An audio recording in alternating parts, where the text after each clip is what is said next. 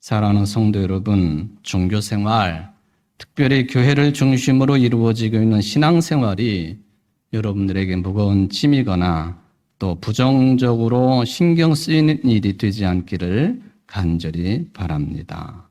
주님께서는 여러분에게 무겁거나 맞지 않는 짐을 지우지 않는 분이심을 적극적으로 받아들이고 믿고 생활하는 성도들 되시기를 주님의 이름으로 축원을 드립니다. 마태복음 25장에 가보면 그 유명한 달란트 비유가 나와 있습니다. 14절 15절에 또 하늘나라는 이와 같다. 어떤 사람이 여행을 떠나면서 자기 종을 불러서 자기의 재산을 그들에게 맡겼다. 그는 각 사람의 능력에 따라 한 사람에게는 5달란트를 주고 또 한 사람에게는 2달란트를 주고 또 다른 한 사람에게는 1달란트를 주고 떠났다. 세번역 성경 내용이 되겠습니다. 대부분의 이 마태복음 25장의 번역들을 읽어보면은 주인은 종들에게 각각 달란트를 나눠주고 잘 관리하라고 지시를 했습니다. 우리는 이 내용을 너무 자주 듣고 있기 때문에 자연스럽게 받아들이면서도 또 동시에 대부분의 그리스도인들이 가지고 있는 생각이 있습니다. 왜 주인은 종들을 차별을 했을까? 어떤 종에게는 5달란트, 어떤 종에게는 2달란트, 또 한 종에게는 1달란트를 주는 불공평한 처사를 그의 주인은 했을까 하는 질문입니다. 그래서 1달란트 맡은 사람이 1달란트를 땅에 묻었다가 그냥 주인에게 돌려준 것은 물론 성경에 보면은 주인이 자기가 생각할 때는 그런 주인이라고 판단했기 때문에 그렇게 했다 하지만 내면을 생각해 보면은 왜 다른 사람들에게는 나보다 더 많은 것을 주고 나에게는 하나만 주었을까? 이게 화가 나가지고 그냥 땅속에 묻어두었다가 계산할 때에 그대로 주인에게 돌려준 것이 아니냐 하는 생각을 하는 것도 무리는 아니겠습니다. 이렇게 1달란트 받은 종이 주인에게 1달란트를 그대로 돌려주니까 주인이 격노를 했습니다. 요즘에 격노했다라는 말이 유행처럼 돌아다니고 있습니다만은 메시지 번역이 그렇게 되어 있어요. 주인은 격노했다. 그것은 비참하게 사는 길이다. 그렇게 조심조심 살다니 한심하다. 내가 최선을 요구하는 줄 알면서도 어째서 너는 최선에도 못 미치는 행동을 했느냐? 적어도 그 돈을 은행에라도 맡겼더라면 내가 약간의 이자라도 받았을 게 아니냐? 1,000,000원을 빼앗아서 모험을 가장 많이 한 사람에게 주어라. 그리고 위험한 상황을 피해서 안전에만 급급한 이 사람을 내쫓으라. 칠흑 같은 어둠 속에 던져라. 기존의 번역하고는 좀 차이가 있죠. 구체적인 돈 액수도 여기 나와 있습니다. 1달란트를 1,000,000원이라고. 그러니까 5달란트는 5,000,000원이고 2달란트는 2,000,000원으로 그렇게 해석 번역을 해놓았습니다. 실은 2000년 전에 1달란트의 가치는요, 이게 수십억 된다고 보여집니다. 그러니까 이게 1,000,000원, 2,000,000원, 5,000,000원도 굉장히 약화시킨 것이라고 볼 수가 있겠습니다. 어쨌든 대부분의 이 말씀을 읽는 사람들이 가지고 있는 궁금증이 그거예요. 왜 이렇게 차별을 했느냐 하는 문제죠. 주인은 분명히 종들에게 똑같은 액수의 돈을 맡기지 않았습니다. 이게 예수님께서 직접 하신 비유예요. 예수님이 뭐라고 이 비유를 말씀하셨느냐 하면은 주인은 종들에게 능력에 따라 맡겼다 했습니다. 그게 이유입니다. 이게 도대체 어떤 의미인가? 예수님마저도 사람을 차별하시는 분이시냐? 뭐 그렇게도 바라볼 수 있겠죠. 이게 어떤 의미겠습니까? 이런 거죠. 한 달란트를 관리할 수 있는 능력을 가지고 있는 사람에게 5달란트를 맡기는 것이 불공평한 처사라 하는 거죠. 우리가 잘 생각해야 됩니다. 하나밖에 감당할 수 없는 사람에게 5을 주는 것이 불공평한 처사지. 그러니까 예수님의 이 말씀은 이 주인은 곧 하나님이신데 하나님이 우리 모든 피조물인 사람들에게 사랑하는 사람들을 차별 대우하시는 분이 결코 아니시고 그 각자의 능력에 따라서 달란트를 주시는 분이시다. 그런 이야기죠. 또 다른 의미도 있습니다.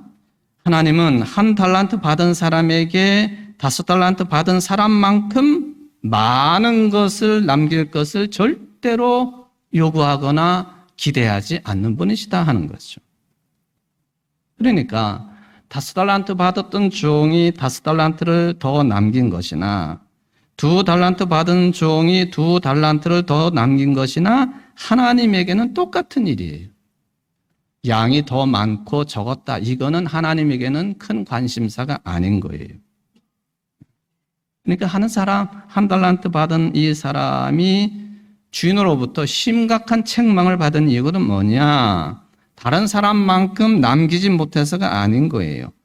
그러니까 최선을 다해가지고 아무것도 남기지 못한 것이 책망의 이유입니다. 만약에 이 한 달란트 받았던 종이 5달란트 더 남긴 사람이나 2달란트 더 남긴 사람들과 똑같이 1달란트를 더 남겼더라면 칭찬과 상급을 받았을 것이다. 하나님이 어떤 분이신가?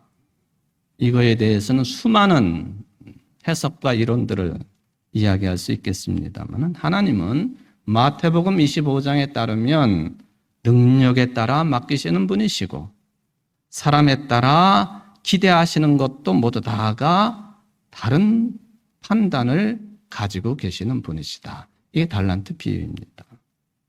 많이 맡긴 사람에게는 더 많은 것을 기대하시고 조금 맡긴 사람에게는 그의 적절한 만큼의 기대를 하시는 분이 우리의 하나님이시다.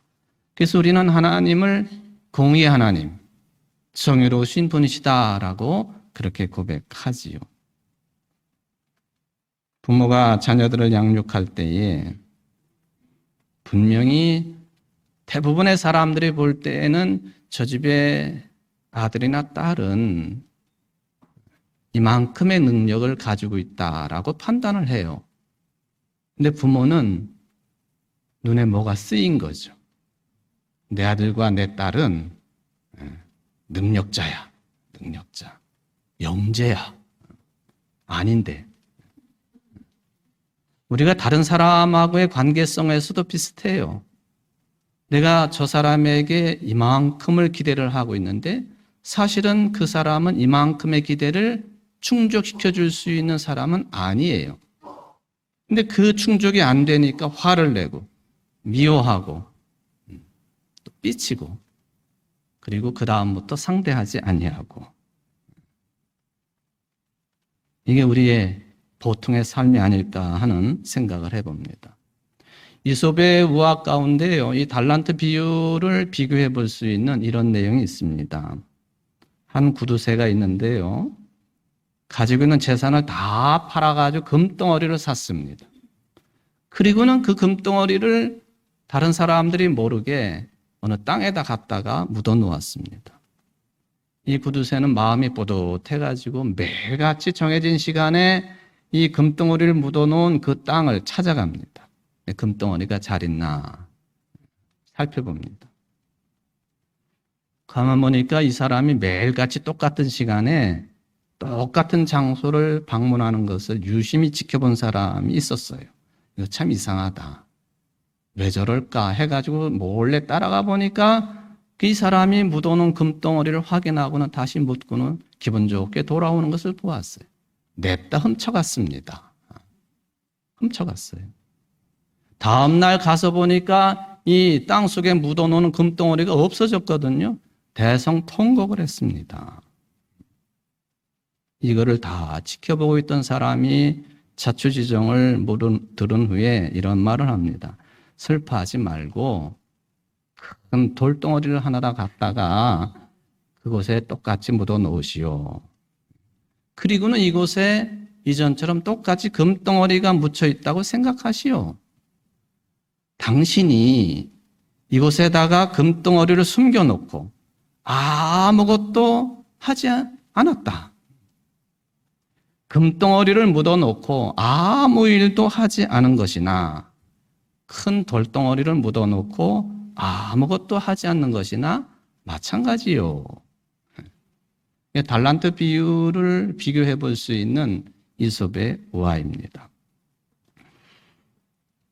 여러 학자들이 예수님께서 이 달란트 비유를 왜 주셨을까를 궁금해하면서 이건 아마도 예수님의 재림과 관련된 비유일 것이다라고 해석을 했습니다. 저도 나름대로 이 해석에 의미가 있다고 생각합니다. 그런데 재림에 관해서 우리가 집중하고 있는 것은 바로 재림 그 자체에 있죠. 예수님이 초림하셨다 하는 것은 어린 아기로 이 땅에 오셨다 하는 것이고, 재림하시는 것은 죽으셨다가 부활하셨다가 지금 하나님의 보좌 우편에 앉아 계시다가 때가 되면 다시 오셔서 심판주로 오셔서 하나님의 나라를 완성하실 것이다. 우리의 믿음의 중요한 내용 아닙니까? 그게 재림이거든요. 사람들이 대부분 예수님이 다시 오신다 하는 그 점에만 초점을 맞추고 있다 하는 거예요. 그런데 실질적으로 이 재림신앙에 있어서 강조되어야 될 것은 뭐냐 하면은 내세에 있는 것이 아니라 현세에 있다 하는 것이죠. 지금 여기에서 재림신앙을 가지고 어떻게 살아야 되느냐 하는 것을 가르친다라는 해석입니다. 지금 여기에서 어떻게 살아가느냐 하는 것이 예수님의 재림을 준비하며 살아가는 바람직한 삶이 된다 하는 것을 달란트 비유를 통해서 보여주셨다 하는 것이죠. 사실 우리는 하나님께서 나에게 내가 생각하는 것만큼 맡기지 않으셨는데도 아주 그냥 가랑이가 찢어지도록 뭔가를 이루려고 하는 것이 우리의 현실적인 삶이 아닌가요? 사랑하는 성도 여러분, 지금 여기 현재의 삶을 어떻게 살아야 되겠습니까? 언제부터인지는 모르지만은 우리나라 여러분들 주변에서 일어나고 있는 여러 현상들을 생각해 보면은 우리 한국 국민들의 마음과 영혼이 너무나도 지쳐 있다. 이거를 보여주고 있는 증상들이 사회 곳곳에서 드러나고 있지 않습니까? 어쩌면 수십 년 전에는 먹을 것 없어서 가난하게 살았지만 그래도 부족한 중에서도 서로 위로하고 격려하며 살았던 시절 아니었는가 하고 그때를 회상하기도 합니다. 우리는 매우 발전된 사회생활을 하고 있지만은 실제적으로 보면은 매우 피곤한 사회 속에서 비인간적인 삶에 시달리고 있다. 그 이야기입니다. 자본주의 사회를 우리가 살고 있지만 솔직히 그렇습니다. 자본주의가 추구하고 있는 목적이 진정한 의미의 하나님의 피조물로서의 행복을 누릴 수 있는 유일한 길이냐? 그건 결코 아닙니다. 다른 대안이 나와야 되는데 아직 마땅한 대안이 없기 때문에 우리가 이렇게 살고 있는 것 아닙니까? 생존 자체를 절대화하고 있는 자본주의 사회. 수단 방법을 동원해서 기능을 극대화하고 또 그렇게 살라고 압박을 하고 당하고 있는 사회. 고통의 사회이죠.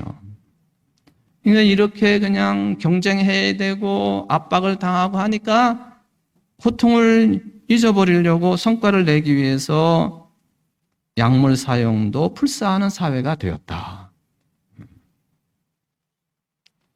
실제로 많은 약을 먹으면서 맡겨진 일을 해내는 사람들 많지 않습니까? 한병철 교수는 성과 위주의 사회가 도핑 사회로 지금 진화하고 있는 과정에 있다라고 평가를 합니다. 우리나라 지금 그 도상에 있습니다. 그래서 이분이 주목하는 것이 뭐냐? 철학자죠. 또 신학도 공부한 분이에요. 더 이상 피로하지 않고 피곤해 절지 않고 우울하지 않고 무기력하지 않고 소진되지 않고 탈진하지 않는 사회, 이분이 희망하고 있는 사회입니다. 진정한 나무의 그늘 아래에서 개인들이 기쁨으로 연대하고 신뢰하며 공감하고 사색하며 마음껏 하나님이 주신 이 창조 세계 안에서 피어날 수 있는 이상적인 삶에 대한 희망을 피로사회라고 하는 이런 책 내용을 통해서 설파를 하고 있습니다. 상당히 공감할 수 있는 그런 내용이에요. 물론 읽기가 쉽지 않은 책이긴 합니다. 예수님은 분명히 말씀하시기를 진리가 너희를 자유케 한다라고 말씀하셨습니다. 이 진리가 너희를 자유케 한다 하는 이 말씀, 이 진리는 복음의 진리예요. 예수님이 주시는 해방시키시는 말씀의 진리이죠. 그런데 예수님 당시의 유대 사회는 율법주의 사회였습니다. 얽매이고 심리적인 죄를 짓게 만드는 율법 중심의 사회. 그러니까 세례 요한이 그걸 깨트리고 예수님이 그것을 잘못됐다고 지적했기 때문에 세례 요한은 참수형 당하고 예수님은 십자가에 달려 죽으십니다. 위험인물들이었어요. 물론 어떤 사회, 어떤 나라라고 하더라도 완벽한 제도가 없으니까 율법 중심의 율법 카르텔의 사회라고 해도 좋고 율법 종교라고 해도 좋고 법치 제도라고 해도 좋은데 그 율법, 그 법이, 그 종교가, 신앙이 순기능을 감당한다면 부정할 필요가 없는 거예요. 근데 아니잖아요. 그렇지 않은 것이 문제입니다. 오늘 말씀 표현대로 보면은 율법 카르텔, 율법 중심의 종교, 수고하고 무거운 짐일 뿐입니다. 안식일에는 모든 일을 멈춰야 되고 불을 지펴서 밥을 새로 지으면 안 되고 일정한 거리 이상을 걸으면 안 되고 세리와 죄인들을 가까이에서도 안 되고. 그런데 당시에 율법 카르텔에게 묶여 있었던 이 바리새인들을 중심으로 한 특수계층들, 율법학자들, 바리새인, 사두개인, 제사장들, 종교 지도자들은 자기네들이 말하고 있고 가르치고 있는 율법 조항대로 대체적으로 살 수 있는 입장의 사람들이. 일일 노동자들은 어떻게 하라는 말입니까? 하루 벌어 하루 사는 사람들 어떻게 하라는 말이에요? 대다수 사람들은 그렇기 때문에 율법을 제대로 지키지 못해요. 심리적인 죄의식에서 벗어날 수가 없어요. 일종의 심리적인 불안감에 시달릴 수밖에 없는 거죠. 그야말로 수고하고 무거운 짐에 짓눌려 있는 삶입니다. 그런데 이러한 심리를 교묘하게 잘 이용하고 있는 신앙관이 있어요. 메이플라워를 타고 영국에서 신앙의 자유를 찾아가지고 미국으로 건너간 청교도들이 있지 않습니까? 정말 순수한 마음으로 신앙의 자유를 찾아갔어요. 그런데 이 청교도 신앙관 중에 아주 중요한 내용이 뭐냐 하면은 교인들에게 죄의식을 충만케 하는 거예요. 죄인이라고 하는 걸 계속 강조하는 거예요. 미국 교회의 영성은 바로 이 청교도 신앙과 부흥운동의 결합 아닙니까? 죄의식을 계속 심어주는 거죠. 술 먹어서는 안 됩니다. 담배 피워서도 안 됩니다. 성수주의를 해야 됩니다. 주일 성수해야 됩니다. 11조 반대. 당연히 순기능의 그 신앙의 내용들 아닙니까? 근데 그걸 이용해가지고 교인들에게 죄의식만을 계속 강조를 한다? 율법주의입니다. 한국의 교회가 이 미국 교회 신앙 영향을 그대로 물려받은 거죠. 여러분, 우리 교회는 그렇지 않습니다만은 우리 교회를 설립한 민노아 선교사님, 미국 북장로교회 파송 선교사이십니다. 그분이 얼마나 자주 글을 쓰고 찬송가를 만들었습니까? 금주금연가 유명하지요. 전도도 열심히 하시는 분이시지만은 그러니까 이게 뭐 솔직히 술 마신다고 해가지고 구원 문제랑 관련이 있을까요? 취해가지고 이상한 짓 하면은 그 문제가 되겠지만 적당하게 기분 좋게 담배 피운다고 해가지고 구원에 문제가 있을까요? 아주 심각하게 골초가 돼가지고 하나님이 주신 이 몸, 폐를 썩게 만드는 그 정도까지 가면 죄지요. 근데 이거 제사 지내는 문제까지 겹쳐가지고 그냥 한국 교인들에게 계속해서 죄의식만을 부여했습니다. 민노아 선교사님 설교를 우리가 직접 듣지는 못했지만은 그분이 남겨놓은 흔적들을 살펴보면은 치우쳐져 있는 분이시다 하는 평가도 해볼 수가 있겠습니다. 이게 다 뭐냐 하는 거죠. 우리 인간들이 가지고 있는 탐욕스러움이 우리로 하여금 수고하고 무거운 짐을 스스로 지게 했다. 그 평가입니다. 스토아 철학자 세네카가 인간의 모든 탐욕의 저변에는 반드시 인간 스스로의 삶에 대한 불안, 죽음에 대한 공포가 도사리고 있다 했습니다. 이런 것들이 인간으로 하여금 온갖 탐욕으로 몰아넣는다고 했습니다. 하여튼 무조건적으로 누구보다도 더 많이 돈을 벌어야 된다는 탐욕스러움, 누구보다도 더 많은 권력을 줘야 되고 높은 자리에 올라서야 되겠다고 하는 탐욕스러움, 누구보다도 더 많이 저 사람을 내 사람으로 만들어야 되겠다고 하는 인간관계의 탐욕스러움, 다 세네카의 말대로 하면은 우리는 이런 탐욕의 악순환 속에 살고 있다. 그게 피곤한 사회를, 피로의 사회로 우리는 살 수밖에 없는 거죠. 철학자들이 이러한 탐욕을 좇는 속성을 쾌락주의의 역설이라 부릅니다. 사람들이 탐욕을 찾아 쾌락을 주력하지만 그 본성상 누구도 아무리 그것을 열심히 추구하더라도 페르겐트처럼 획득할 수 없는 것이 이 탐욕의 역설이다. 그런 이야기입니다. 다 알잖아요. 그런데도 왜 그렇게 삽니까? 그러니까 예수님께서 초청하실 수밖에 없어요. 수고하고 무거운 짐진 자들아, 탐욕의 문제 때문에, 돈 문제 때문에, 세상 권력 때문에, 인간관계 때문에 욕심사납게 탐욕스러운 삶을 살고 있는 너희들아, 너희들 스스로 수고하고 무거운 짐을 지고 있느냐? 율법주의도 마찬가지 아니에요? 수고하고 무거운 짐진 자들아 다 내게로 오라. 내가 너희를 편히 쉬게 하겠다. 우리의 탐욕스러운 삶은요, 우리가 가지고 있는 것을 하수구로 흘러가게 하는 그 꼴입니다. 어거스틴은 이 탐욕으로부터 돌아설 수 있는, 주님을 사랑하고 하나님을 사랑하고 돌아설 수 있는 길이 있는데, 이 하수구로 흘려보내는 이 욕심, 이 탐욕, 이거를 정화시켜서 하나님께로 돌려라. 그러면 쉼을 얻으리라. 어거스틴의 한 말이 아주 중요한 얘기가 한 가지가 있습니다. 오 주님, 당신은 당신을 위해서 우리를 만드셨습니다. 우리 마음은 당신 안에서 쉼을 얻기 전까지는 쉼이 없습니다. 하나님께로 돌아가야지. 주님께로 돌아가야만이 안식을 얻고 수고하고 무거운 짐을 내려놓고 쉼을 얻을 수 있다는, 예수님께서 내게로 오라 하신 말씀이 여기에 있어요.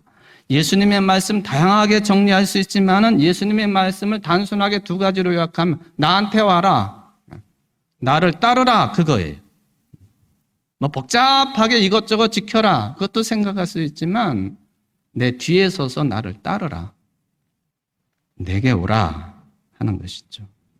이게 우리 기독교 영성의 아주 중요한 측면이라고 하는 것을 받아들이는 여러분들 되시기를 바랍니다.